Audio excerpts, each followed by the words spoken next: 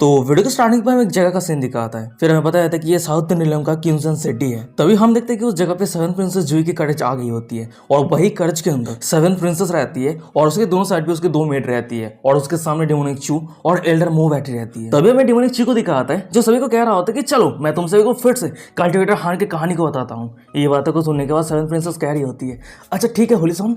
तभी डेमोनिक चू कह रहा होता है कि लेजेंड ने कहा था हान नाम का एक कल्टिवेटर था, उसके पास टेरिफाइंग टैलेंट था, पर एक दिन ऐसा कुछ हो गया जिसके कारण उसका कल्टीवेशन रुक के गया।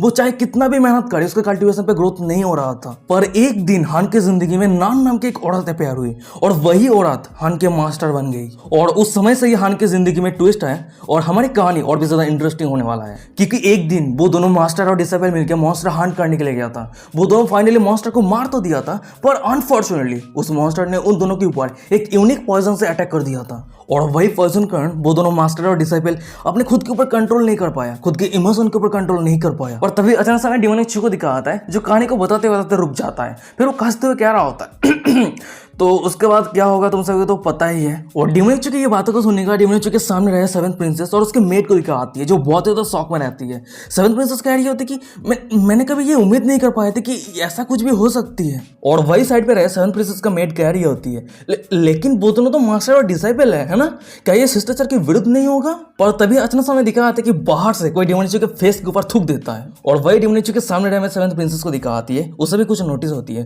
फिर वो डेमोनिक चू को कह रही होती है क्या कोई बाहर से आपके फेस के ऊपर पानी फेंक रहा है। उसके बाद ही हमें डेमोनिक चू को दिखाता है जब वो पीछे मुड़कर देखते हैं उसके पीछे कोई और नई क्यूमिंग रहती है। शायद क्यूमिंग छुपके से डेमोनिक चू को फॉलो कर रही है। पर अचानक से डेमोनिक चू के मुंह से मास्टर डिसेबल की कहानी को सुनने के बाद क्यूमिंग शायद बहुत ही ज्यादा गुस्सा हो गई है और इसी कारण डेमोनिक चू के फेस पे वो थूक दिया है। पर हमें डेमोनिक चू को दिखाता है जो बेशरम की तरह अपने रुमाल के वहां से अपने मुंह पे रहे थूक को पूछने लगता है। फिर वो सेवन प्रिंसेस को हंसते हुए कह रहा होता है हाँ शायद हो सकता है कोई गलती से मेरी तरफ पानी फेंक दिया है और ज्यादा कुछ नहीं। और भाई बाहर राय में क्यूमिंग को दिखा आती है जो डेमोनिक चू की बातों को सुनने के बाद मन में कह रही होती है ये बुरे डिसेबल कितना ज्यादा सेमलेस है। तभी सीन शिफ्ट हो जाता है। हमें कुछ मिनट के बाद का सीन दिखाता है। वहीं पर हम सेवन प्रिंसेस की करेज को देखते हैं जो कियांगजोन इन पे आकर रुकती है। तभी हम देखते हैं कि उस सभी को वेलकम करने के लिए एक औरत बाहर आती है। भाई इस औरत के ड्रेस तो देख लो सब कुछ सही है पर निचले हिस्से में ऑलमोस्ट एक्सपोज है। अगर और थोड़ा एक्सपोज रहता है ना तो हमें गुफा में खजाना देखने को मिल जाएगा। और ये बहुत ज्यादा दुख की बात है ऑथर ने हमें ये नहीं दिखाया है। फिर हमें उस औरत को दिखा आती है जो सभी को कह रही होती है यो क्योंसन इन पे आप सभी का वेलकम है, प्लीज आप सभी मुझे फॉलो कीजिए। फिर उसके बाद हम उस औरत को देखते हैं जो सभी को लेके इनके अंदर जाने लगती है। पर तभी अचानक से पीछे में डेमोनिक चू को दिखाता है जो सेवन प्रिंसेस जूही को रोकते कह रहा होता है ओ हाँ जूही क्या मैं जान सकता हूँ कि जू बायू के साथ तुम्हारी क्या रिलेशनशिप है। डेमोनिक चू की बातों को सुनने का सेवन प्रिंसेस कह रही होती है क्या तुम मेरी आंट को जानते हो। डेमोनिक चू कह रहा होता है कि मैं मेरे एक सीनियर से जू बायू की एक ड्राइंग देखा था और तुम उसके जैसा ही लगती हो तो मैंने सोचा कि तुम उसकी डॉटर हो। वैसे जू बायू अभी कैसी है। डेमोनिक चू की ये बातों को सुनने के बाद हमें सेवन प्रिंसेस को दिखा आती है जो अचानक से उदास हो जाती है। फिर वो धीमी साथ में कह रही होती है कुछ ही महीना पहले क्लाउड क्लिप पीक पे मॉन्स्टर के साथ फाइट करते समय वो गुजर गई। मेरी आंट बहुत ही लंबे समय से किसी के लिए इंतजार कर रही थी। वैसे मैंने मेरी फादर से सुनी है मेरी आंट जिस इंसान के लिए इंतजार कर रही थी वो इंसान मारा गया है और यही कारण है जिसके कारण मेरी आंट और जीना नहीं चाहती थी। तो इसलिए उस इंसान का जिस दिन मौत हुआ उसी दिन मेरी आंट खुद को मरना चूज किया। ये बातों को सुनने का तो मैं डेमोनिक चू को दिखाता है जो उदास हो जाता है। वो नम आंखों से धीमी साथ में कह रहा होता है ऐसी बात है क्या, कितनी दुख की बात है। तभी सीन शिफ्ट हो जाता है। हमें कुछ मिनट के बाद का सीन दिखाता है।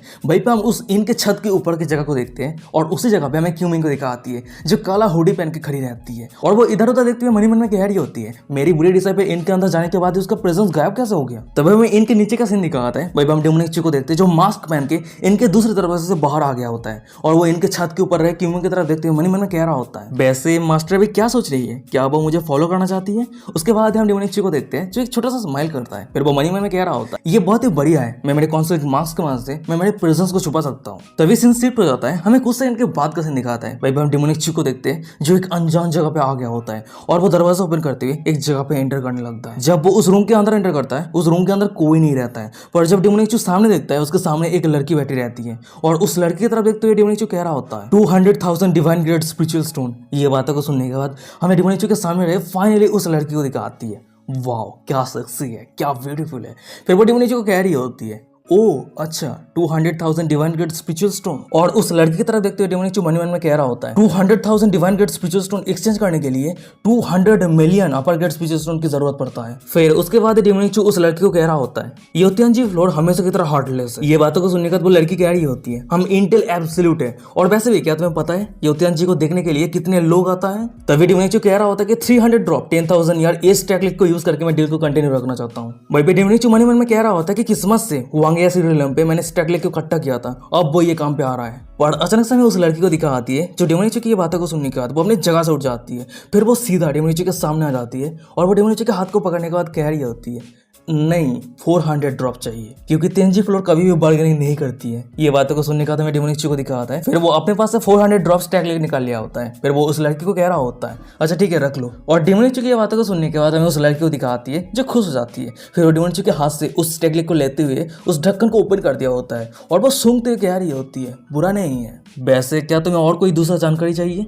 ये बातों को सुनने का डेमोनिक कह रहा होता है नहीं, पर खुद मेरे पास सेल करने के लिए एक जानकारी है, क्या तुम इसको लेके इंटरेस्टेड हो? ये बातों को सुनने के बाद वो लड़की कह रही होती है बताओ डिटेल्स में क्या है। डेमोनिक कह रहा होता है एम्परर या हुआ डिवाइन टेक्स्ट कहाँ पे है उसका लोकेशन मैं जानता हूँ। ये बातों को सुनने के बाद मैं उस लड़की को दिखाती है जो अचानक से सीरियस हो जाती है। फिर वो कह रही थी कि क्या सच में? डेमोनिक कह रहा होता है अगर तुम्हें ये झूठ लग रही है तो तुम तुम्हारे इंटेलिजेंस नेटवर्क के वजह से ये वेरीफाई कर सकती हो। ओ हाँ, मैं तुम्हें एम्परर या डिवाइन टेस्ट के लोकेशन शेयर कर दूंगा, पर उसके बदले में तुम्हें मुझे लाइफ फ्रूट और फिजिक्स परमिशन का ट्रेजर देनी होगी। और हाँ, ये सब कुछ चारों टाइप के होना चाहिए। और जब तुम ये सब कुछ प्रिपेयर कर लोगी तो हम एक दूसरे की चीजों को एक्सचेंज कर सकते हैं। ये बातों को सुनने का तो मैं उस लड़की को दिखाती है जो डेमोनिक के करीब जाते हुए कह रही होती है अच्छा ठीक है, तुम्हें जो ट्रेजर चाहिए वो मैं कलेक्ट कर लूंगी, पर हम नेक्स्ट ट्रेड कहाँ पे करने वाले हैं? डेमोनिक कह रहा होता है कि सेंजियंग सिटी। ये बातों को सुनने के बाद वो लड़की कह रही होती है अच्छा ठीक है, कोई दिक्कत नहीं है। तभी सीन शिफ्ट हो जाता है, हमें कुछ मिनट के बाद का सीन दिखाता है। भाई हम डेमोनिक को देखते हैं जो कियांजोन इन पे वापस आ गया होता है। फिर उसके बाद ही वो अपने चिकन के साइड पे बैठ गया होता है।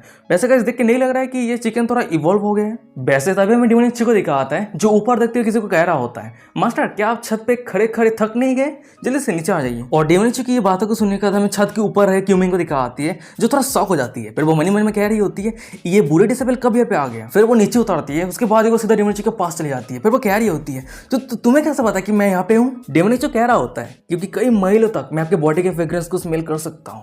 फिर उसके बाद वो अचानक से क्यूमिंग के हाथ को पकड़ लिया होता है। फिर वो क्यूमिंग के हाथ को पकड़ने के बाद रूम के अंदर जाने लगता है और ये देने के बाद क्यूमिंग चिल्लाते हुए कह रही होती है तो तुम बुरे डिसेबल, तुम मुझे जाने दो, तुम क्या कर रहे हो? पर हमें डेमोनिक को दिखा आता है जो सब कुछ इग्नोर करते हुए सीधा क्यूमिंग को पकड़ने के बाद बिस्तर पे लेट दिया होता है। उसके बाद वो क्यूमिंग के ऊपर चढ़ जाता है। फिर वो कह रहा होता है क्यूमिंग क्या तुम मुझे फॉलो इसलिए कर रही थी क्योंकि तुम मुझे मिस कर रही थी? ये बातों को सुनने के बाद क्यूमिंग कह रही होती है सपना देखना बंद करो, मुझे कुछ काम थी तो इसलिए मैं इस जगह से गुजर रही थी, पर थकने के कारण कोइंसिडेंटली मैं इस इन पे रुके रही और मैं तुम्हें देख पाई और ज्यादा कुछ भी नहीं। ये बातों को सुनने का तो मैं डेमोनिक को दिखा आता है जो क्यूमिंग के पूरे शरीर पे अपने हाथों के मदद से सहलाने लगता है। फिर उसके बाद ही वो अपने हाथ को धीरे धीरे क्यूमिंग की उस जगह पे ले जाने लगता है, धीरे धीरे रब कर रहा होता है। उसके बाद ही वो अपनी एक उंगली को उस जगह पे एंटर करवाता है। फिर वो कह रहा होता है क्यूमिंग तुम ऑलरेडी इस जगह पे आ गई हो तो क्यों ना तुम मुझे कुछ लेसन सिखा दो। ये बातों को सुनने के बाद क्यूमिंग कह रही होती है कुछ रिस्पेक्ट दिखाओ तुम्हारे मास्टर के ऊपर। तभी सीन शिफ्ट हो जाता है, हमें कुछ सेकंड के बाद का सीन दिखाता है। भाई हम क्यूमिंग को देखते हैं जो डेमोनिक को लेसन सिखाना शुरू कर दिया होता है। फिर उसके बाद हमें क्यूमिंग को दिखाती है उसके पूरे फेस रेड रहती है,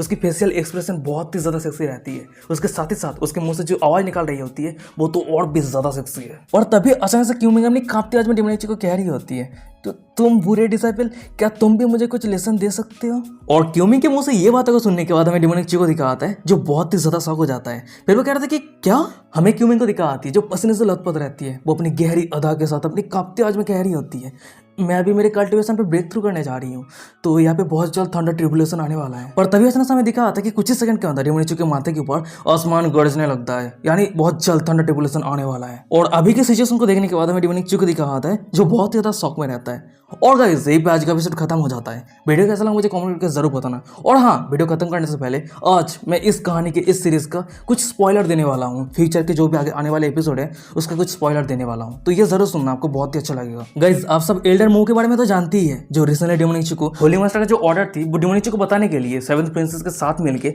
वो डेमोनिक के पास आए थे। और गाइस अगर आपको ये नहीं पता है तो मैं स्क्रीन पे फोटो लगा दूंगा और उस फोटो को देखने के बाद आपको जरूर पहचान जाएंगे। तो असली कहानी यह है कि इस सीरीज के अंदर डेमोनिक के जितने इतने सारे हारिम है कि ये डिमोनिचू के हारिम पे बहुत सारी लड़कियां हैं, 1 2 3 नहीं है, बहुत सारी लड़कियां हैं। तो वो सभी लड़कियों में से ये एल्डरमो सबसे ज्यादा डिमोनिचू के बाद लॉयल और डिमोनिचू को अनकंडीशनली बहुत ही ज्यादा प्यार करने लगेगी। वैसे अभी एल्डरमो को देख के लग रही है कि वो बहुत ज्यादा कोल्ड और इमोशनलेस है, पर फ्यूचर में 40 या 50 चैप्टर के बाद हमें देखने को मिल जाएगा कि एल्डरमो डिमोनिचू के प्यार में गिर गई है। पर जब वो एक बार डिमोनिचू के प्यार में गिर जाएगी, उसका इमोशन टोटली चेंज हो जाएगी, उसके फेशियल एक्सप्रेशन चेंज हो जाएगी। एल्डरमो एक ऐसी औरत है कि उसे फर्क ही नहीं पड़ता कि डिमोनिचू कितने सारे लड़कियों के साथ रिश्ता रखता है और कितने सारे लड़कियों को शादी किया है, पर उसे एक चीज जरूर फर्क पड़ती है कि डिमोनिचू से प्यार कर रही है या नहीं, क्योंकि वो डिमोनिचू से प्यार के अलावा और कुछ नहीं चाहती है। वैसे एक दिन क्या हो कि अचानक से डिमोनिचू सालों के लिए, बहुत ही लंबे समय के लिए गायब हो गया और इसी कारण डिमोनिचू के जितने सारे गर्लफ्रेंड और वाइफ थे उस सभी को लगने लगी थी कि डिमोनिचू का मौत हो गया है, यहाँ तक कि क्यूमिंग को भी लगने लगी थी कि डिमोनिचू का मौत हो गया है। पर एल्डरमो कभी भी विश्वास नहीं किया डिमोनिचू का मौत हो गया है। वो हमेशा विश्वास करती थी कि डिमोनिचू एक दिन जरूर लौट के आएगी और यही कारण है वो हर एक जगह पे जाके हर एक सीक्रेट लैंड के अंदर एंटर करके ट्रेजर इकट्ठा करने लगी, इस उम्मीद में जब एक दिन डिमोनिचू वापस लौट के आएगा तो उसने जितने सारे ट्रेजर इकट्ठा किया है वो डिमोनिचू को दे सके और डिमोनिचू को खुश कर सके। पर एल्डरमो डिमोनिचू के साथ रह के वो अपनी खुशी खुशी जिंदगी बिताए, वो एल्डरमो की किस्मत पे नहीं लिखी थी, क्योंकि जब वो हर दिन की तरह ही एक दिन डिमोनिचू के लिए ट्रेजर इकट्ठा करने के लिए सीक्रेट लैंड के अंदर एंटर करती है, वो अनफॉर्चुनेटली उससे भी ज्यादा कई गुना पावरफुल एक मॉन्स्टर का एनकाउंटर करती है और वो मॉन्स्टर बहुत ज्यादा पावरफुल होने के कारण बदकिस्मत से उस मॉन्स्टर के हाथों पे एल्डरमो की मौत हो जाती है। एल्डरमो के सर पे जब थोड़ी सी जिंदगी बची हुई है, वो आसमान की तरफ देखते हुए डिमोनिचू के बारे में सोचने लगती है। फिर वो अपनी कांपती आवाज में कह रही होती है, चूजियन, ये बहुत ही ज्यादा दुख की बात है, तुम्हारे साथ रहने का जो मेरी ख्वाहिश थी वो पूरी नहीं हो पाई। मैं तुम्हारे साथ रहना चाहती थी, तुम्हारे प्यार को एहसास करना चाहती थी, मैं तुम्हें हक करना चाहती थी, पर ये बहुत ही ज़्यादा दुख की बात है। अब मेरे पास समय आ चुकी है मुझे तुम्हें छोड़ के जाने की। और गाइस एल्डरमो यही सैड वर्ड कहने के बाद उसकी मौत हो जाती है, वो इस दुनिया को छोड़ के चली जाती है, वो डिमोनिचू को छोड़ के चली जाती है। वैसे गाइस मुझे नहीं पता कि इस मांगा पे आने वाला जो चैप्टर होने वाला है, आने वाला जो एपिसोड होने वाला है, इस सीन को दिखाएगा या नहीं, पर मैंने जो नोवेल रेड किया है, इस सीरीज का जो नोवेल है मास्टर में बैड बॉय का जो सीरीज है, जो नोवेल रेड किया है वहीं पे ये सीन था, ठीक है, तो मैंने बता दिया। देखते हैं कि मांगा पे आता है या नहीं, पर अगर दिखाता है तो बहुत ही बढ़िया बात है। वैसे देखते हैं क्या होता है। और यहीं पे आज का एपिसोड खत्म हो जाता है। वीडियो कैसा लगा मुझे कमेंट करके जरूर बताना, और हाँ वीडियो डिस्क्रिप्शन में इंस्टाग्राम का लिंक मिल जाएगा, वो भी फॉलो कर लेना। तो चलो आज का एपिसोड यहीं पे खत्म करते हैं। और इस वीडियो खत्म होने से पहले मैं एडवांस में कहना चाहता हूँ एल्डरमो के लिए भगवान उसके आत्मा को शांति दे। तो चलो यहीं पे आज का एपिसोड खत्म होते हैं। सायोनारा, बाय बाय।